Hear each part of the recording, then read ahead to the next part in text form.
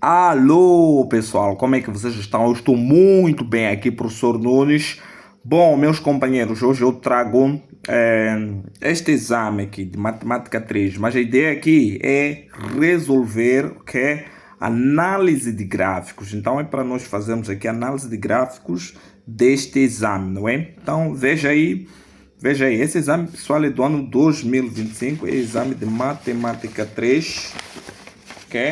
Não importa se é matemática 1, matemática 2, matemática 3. Olha, meu conselho, meu companheiro, se quer admitir primeira opção, resolva todos os exames. 1, 2 ou 3. Até porque não há diferença de matemática 1, matemática 2, matemática 3. A única diferença é que aqui esse exame foi sorteado para matemática 3. Podia ser para matemática 2, podia ser para matemática 1. Ok?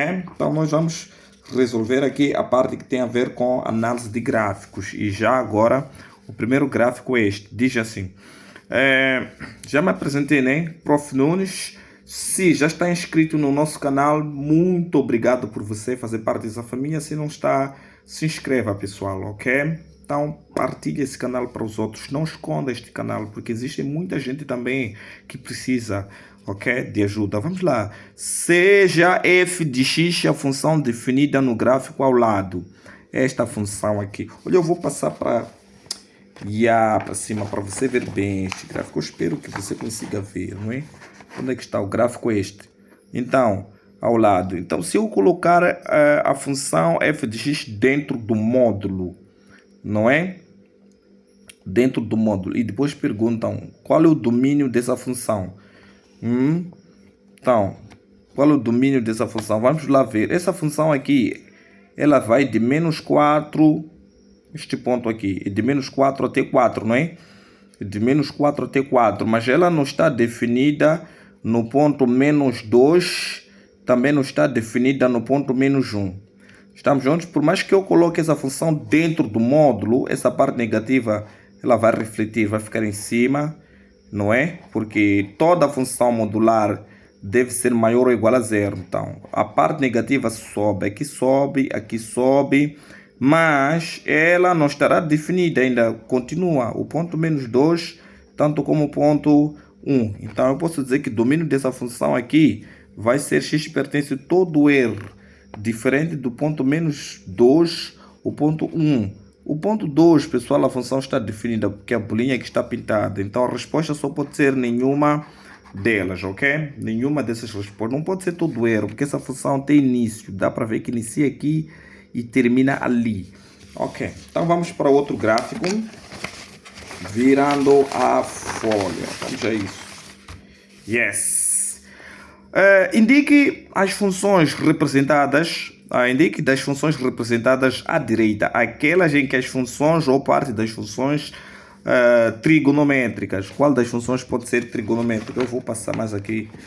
Okay? Função trigonométrica, pessoal, não tem pico, né? Não pode ser esta função. Essa tem pico, não pode ser trigonométrica. Só essa partinha aqui não tem nada a ver com função trigonométrica, nem esta função. Essa aqui é parecida com função seno, né? Esta aqui, função senoidal. Então nós só podemos escolher a alternativa A.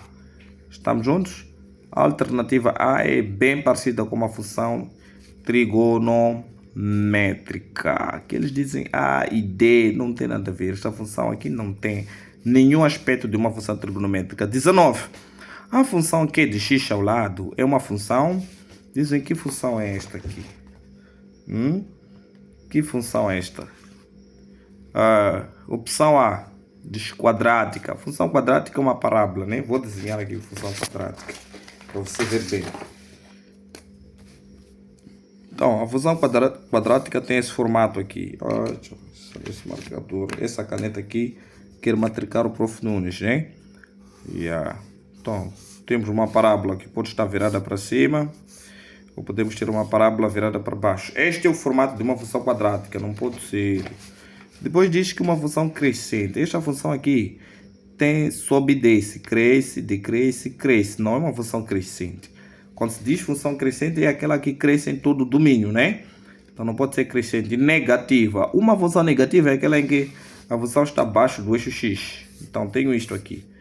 esta parte que está abaixo do x disse negativa e aqui disse positiva, então não é uma função negativa. Há momentos que a função é negativa, mas também, veja só esse intervalo aqui, a função está acima do x. Eu não posso dizer que é negativa, nem posso dizer que é modular negativa. Função modular deve ter pico, se não tem pico não é modular, então função cúbica, e essa faz parte de funções cúbicas, né? Ok, é isso aí mesmo. Pós 20 diz o seguinte: qual dos gráficos ao lado representam as funções pares? Funções pares. Uma função par, o eixo y divide o gráfico do meio. Talvez a função 1 aqui, o eixo y divide o gráfico do meio, criando uma simetria.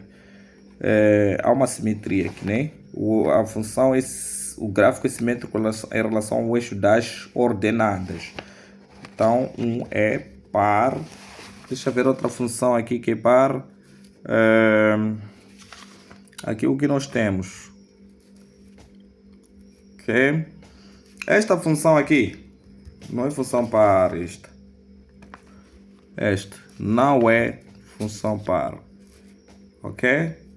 Então esta não é função par. Temos aqui uma função par, esta é par, esta, está a ver?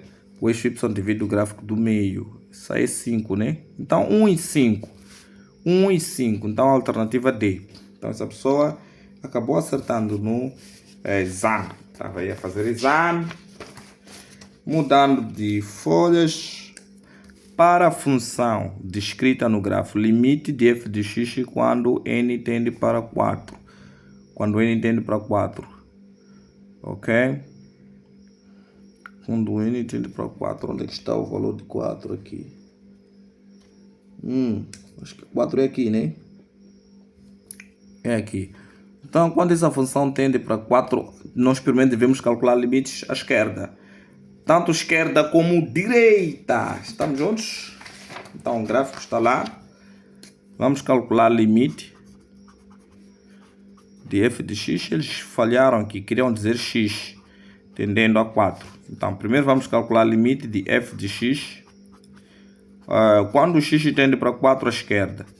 Então, quando x tende para 4 à esquerda e à esquerda de 4, a função vai para menos infinito. Eu estou aqui. Quando a ideia é ir no 4, à esquerda, a função vai para menos infinito. E se formos a calcular limite de f de x, quando x tende para 4 à direita, 4 à direita é a direita do 4. Saindo da direita, vamos para o 4, também vamos para menos infinito. Então, a resposta, o limite de f de x, quando x tende para 4, os limites laterais devem ser iguais, menos infinito. Então, a resposta acaba sendo a alternativa B. Estamos juntos? Ainda tem mais? Tem. Número 34. A função descrita no gráfico ao lado tem a primeira derivada igual a 0. Quando a primeira derivada é igual a 0, querem extremos da função, né? Mínimo ou máximo. Deixa eu ver, mínimo ou máximo aqui no topo da montanha ou no fundo do poço. Então aqui que é o topo, quando x é igual a menos raiz de 3, e aqui também temos que ter formatos de parábolas. Procuram ter parábolas, ok? Para saber onde tem máximo e mínimo, onde a primeira derivada é igual a 0. Temos aqui x igual a menos 3 e temos aqui x igual a 3. Então as opções corretas, a opção correta acaba sendo a alternativa D, ok? Então, quanto a gráficos, é tudo para este exame de Matemática 3 2025. Foi um prazer trabalhar convosco, pessoal, ok? Foi um prazer. Então, até a próxima aula.